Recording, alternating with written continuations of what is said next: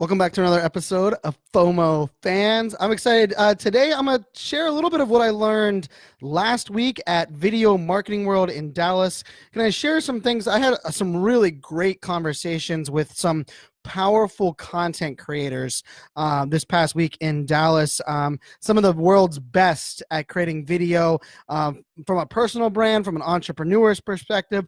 Some that work with brands, some that have created their own brand. Many of them with millions of YouTube subscribers. About 1 million more than me, which is a lot. But I'm excited, kind of share that advice. But I also want to talk there's a term that we were kicking around, and I thought it was a really interesting term, and it's really the theme of this episode. And I think of myself as one of these people. And the term, or the phrase that I want to share with you guys that are listening here, and thank you guys for tuning in to episode 81 of the FOMO Fans podcast, is a business-minded content creator. And I was with Sean Canal there in Dallas, and we had about a 4-hour debate. Sean and I did about what it means to be a business-minded content creator, and really the difference between, let's say, content creators like Logan Paul, where they are a brand, an outlandish brand themselves, versus someone that is a business-minded content creator. Now, it doesn't mean they have to only talk about business topics. I would actually argue great business-minded content creators don't talk about only business, but it's this idea that says, how do I create content around my brand, for my brand, but in the element of creating a business model? And for those that, you guys know that, I don't consider myself someone that is super creative. I've never been one. I can't draw. I can't sing. I can't dance. There's a lot I can't do. I think I end up sharing that a lot.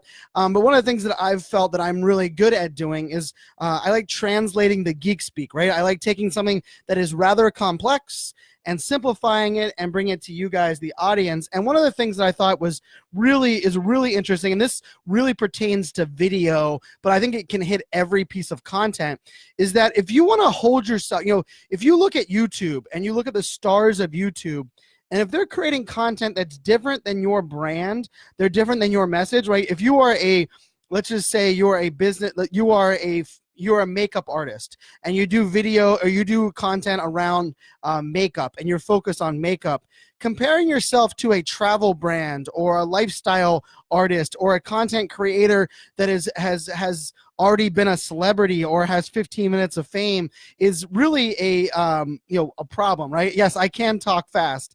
Thanks, Rob, for listening on the Facebook Live today. And Rob said, well, Brian, you can talk fast, but yes, I can.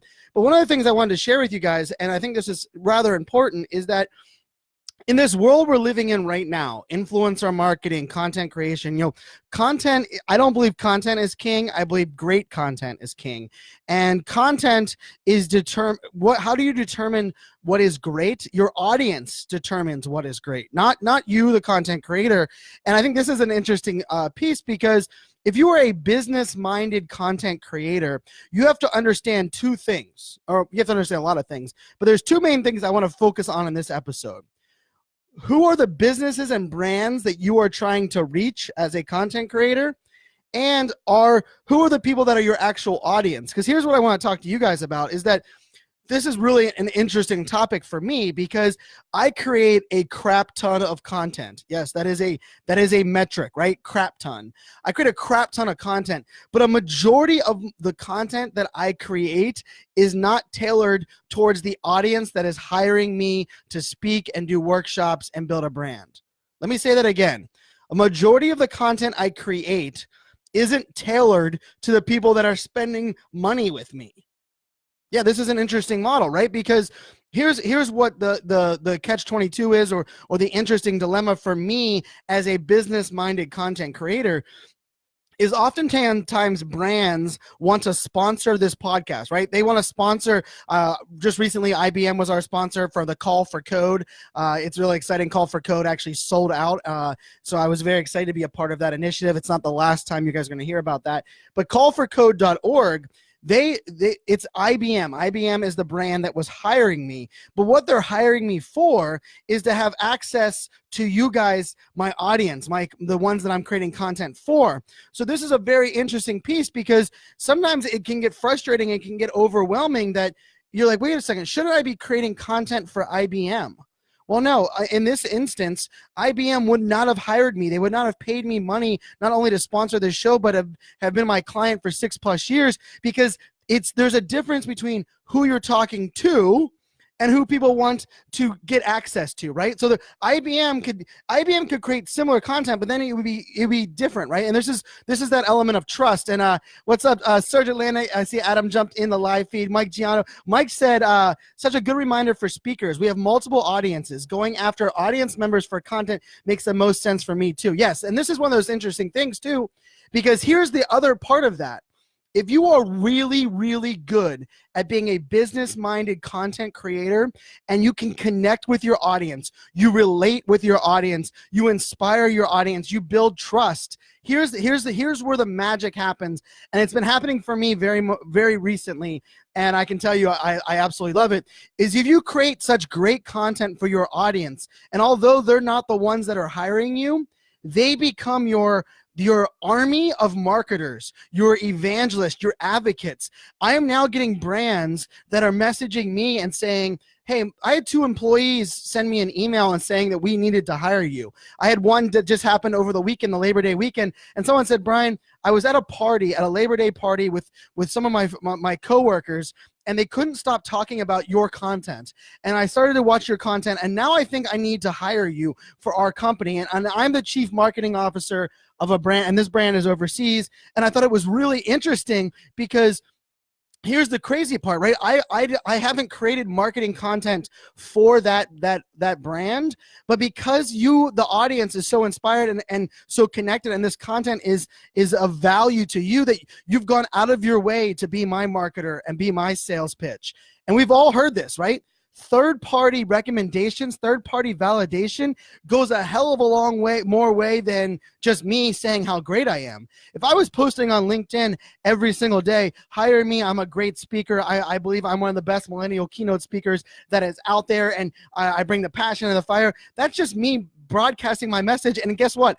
Every speaker thinks they are great. Every speaker thinks they should be hired for every brand, for every event there is. That's just kind of how we are. We can't do what we do if we don't think we are amazing at what we're doing. And those that have been mailing in are the ones that are being kind of sent out of this industry. But interestingly enough, though, the content I create, even for audiences like LinkedIn, is still tailored towards my community, but it has a little bit more of a business twist. The content I create on Facebook is still tailored towards my community, but it has a much more personal flavor to it. The content I share on Twitter, well, Twitter is kind of like my hybrid. I share a lot on Twitter, but also on Instagram. And I want to say this, I think a business-minded content creator, there's a couple things you have to remember, is that, and I say this on stage all the time, the field of dreams marketing is over. If you believe that you can have a YouTube channel or just a website, or you can be on one social network and everybody will come to you, if you're not in the 1%, if you don't have million followers already, if you haven't built a brand that has name recognition, guess what? If you build it, nobody is coming.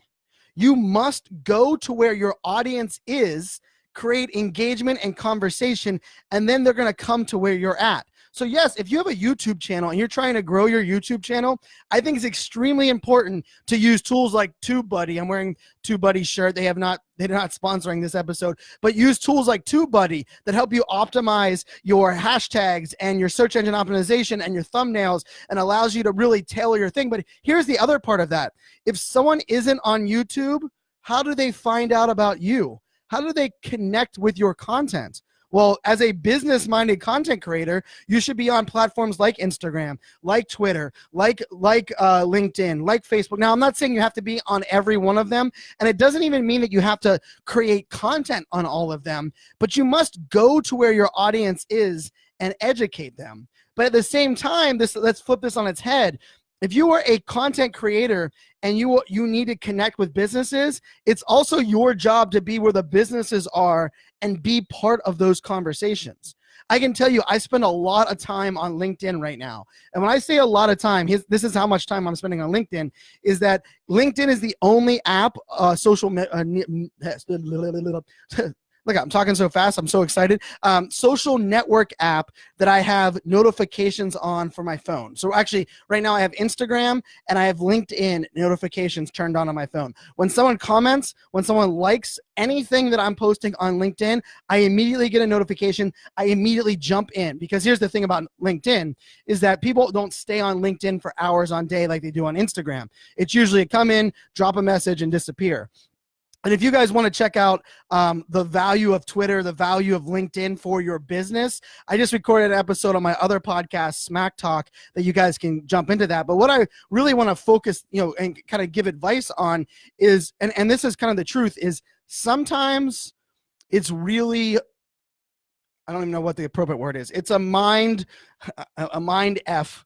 It's a mind screwing environment that we live in, because if you want to do business development, if you want to grow your brand, if you want to have people as a business minded content creator, if you want more people to hire you, it's really, it's something you have to wrap your head around, is that I need to create content of value towards an audience that's not hiring me, so that the audience that does want to hire me still wants to hire me, right? This is that weird space. And I think for a lot of, especially speakers, but a lot of the big name people in the marketing space, they forgot this. And this is something, it's very interesting. If you look for people that they were shooting up like crazy, right? And all of a sudden they hit the top, and they stopped doing the free content, the content to their community, because they were so, I'm gonna put air quotes on busy. They were so busy with work and their clients, and so busy growing their business, that they no longer had time to create content for that audience, for that community. And here's the interesting thing about that.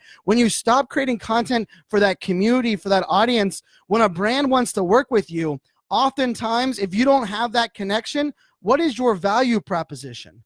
When I work with a brand, and this is something that I've included in all of my packages, is that I create videos, I share content, I talk about the events that I'm speaking at. Right this week, actually tomorrow morning, I'm flying up to Boston. I'm going to be speaking at Inbound, which is HubSpot's event. I believe they have 21,000 people up there in Boston this week. I'm speaking Wednesday at 1 p.m., giving my Press the Damn Button keynote.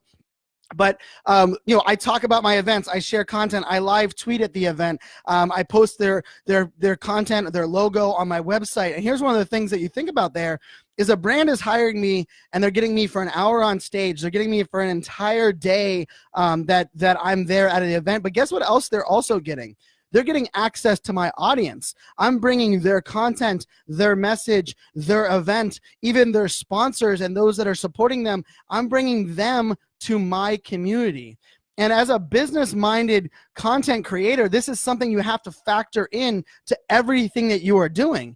And I think for a lot, and it's hard. I can tell you, sometimes I don't want to do a podcast episode because I want to focus on lead generation, and I want to focus on my website, and I want to focus on be better at replying to emails and all of those type of things. I really want to focus on what I call, business generating events. But guess what? This content, building a trust and authenticity with your audience, connecting and being relatable, is also business generating content. It's just not direct business, right? I'm not, for those that have listened to this episode, this is episode 81. I mean, I would argue, I don't know how many people that have listened to this episode total, we're over 250,000 downloads and such, but I don't believe many of you have spent a penny with me, right? You haven't spent $1 with me directly. But indirectly, you've allowed me to make money to put food on my table, right? And I said my kids' table, like they have a separate table or something. But this is that interesting piece, because the amount of money I make oftentimes is, Brian, we want access to your people. We want to connect with who you're connecting with. The other part of this, and this is something that I still believe in wholeheartedly, is that if I go on stage, if I am doing things, if I am telling people to create podcasts, I better have have a podcast. If I am telling you to go live on live video, I better damn well go live on live video. If I'm telling you that video is changing the world, I better have a video marketing strategy. I am a content creator that believes that if I give you advice to do something, I better be willing to do it my damn self. And here's the other part of that that's hard, is that a lot of people that are doing it in this space cannot. The amount of people that go on stage and are preaching the power of social video and how businesses should be, using video, yet don't create video themselves, don't create video for their own businesses, and even their clients, they're outsourcing that video to other people. To me, that's not trustworthy. That's not authenticity. That's not authentic. That's not building trust with your audience. And so here's the other piece of this with this podcast, with Facebook Live. I'm broadcasting today on Facebook Live, is that I practice what I preach. And I think for all business-minded content creators that are out there, it can be frustrating. It can be overwhelming. But that's how you build that trust. That's how you build the amazing community. And my community, you are amazing. You support me. You inspire me. You help me become better each day. But you're also the reason that I'm able to do what I do, and the reason I'm able to love what I'm doing, right? More oftentimes than not, the people that are hiring me have no idea who I am. Crazy enough, this is how you have to be. You know what? They've said, Brian, everyone that we talk to can't stop talking about you. They came and saw you speak. Brian, they listened to your podcast. Brian, we're amazed. I'm going to speak at close to 60 events this year. And a majority of them are the way that they're discovering me is because of my content and because of my community. Like, here's the breaking news, and this is some inside baseball that I'm gonna give you guys that are listening here on the show. Here's the crazy part about this whole thing. I don't have an outbound strategy. I don't have an outbound marketing strategy. Now, which is pretty good because I'm going to an event tomorrow to speak at. It's called Inbound. I do have an inbound one, but do you want to know what my outbound marketing strategy is? How do I outreach? How do I connect with people that don't know who I am? I create a crap load of content. Content is my vehicle, and community is my outbound marketing strategy. How do I connect with brands that have never heard me? I connect with their employees. They listen to my podcast. They follow me on Twitter or on Instagram. We've connected at a live event, and they go pitch me to their boss or to their friend. The amount of leads that I get that come in cold from my website or come in cold from someone that has never heard of me and they're Googling is very small. The amount of events that I apply for to speak to is even smaller. And so here's the interesting thing about this, and I am preaching. I know I always feel preachy, but I love creating content. I am not amazing at it. My friend Andrew Davis, if you guys don't know Andrew Davis, in my opinion, he is one of the greatest speakers in the entire circuit at the moment.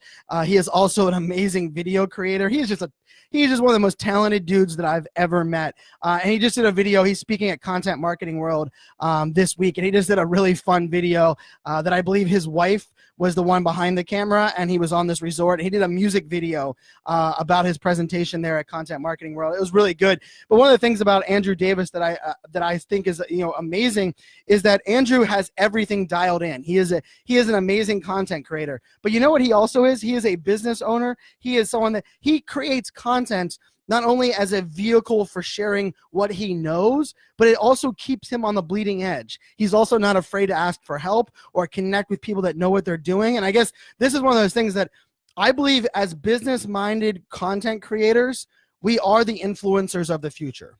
We are the ones that are going to change the world. We are the ones that are going to push the envelope. Because here's the thing. If you are a content creator for your 15 minutes of fame, and like my daughters love the Sharer family on YouTube. My daughters watch it on YouTube Kids, and it's a family. I don't even really know much about them, and this is gonna be me judging because I've only watched it through my daughters. Is they got some money? They have some kids with some big followings, over millions of subscribers, and they just spend a lot of money on random trips and random things, and they document it really, really well in a vlog type series. My kids love it. They were racing cars, and they rented jet boats, and they were doing all kinds of stuff on this thing. But here's the thing. That's the traditional content creator. That's someone, or if you're a musician or if you're an artist, like kudos to what you're doing, but I don't have that talent. I am not, I said this earlier. I can't sing, I can't dance, I can't draw.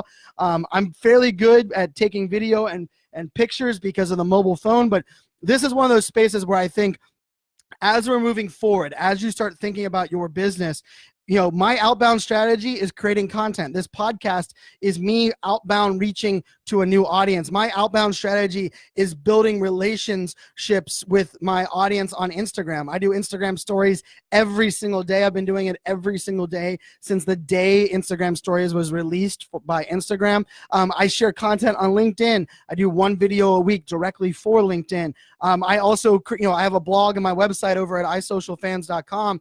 And this is where I think it's just one of those things where you have to understand, and I'm going to wrap this whole thing in a bow here, is right. You have to understand it's okay that if you're building community but not monetizing that community, because the people that you are monetizing want access to it. Now, I will say, I have a book that's going to be coming out. I have some cool swag and some stuff that I have coming out very soon that many of you in the audience, I'm sure, are going to purchase. I have a couple, a t-shirt thing coming out. I have a brand new show that I'm going to launch this fall that I can't tell anybody anything else about, but I have a feeling you guys are going to want to be a part of it. We're going to be doing live workshops. We're going to be doing masterminds on site at different locations where I'm speaking at. These are all things where I'm going to be able to tap into you, the community, and hopefully provide you even more value.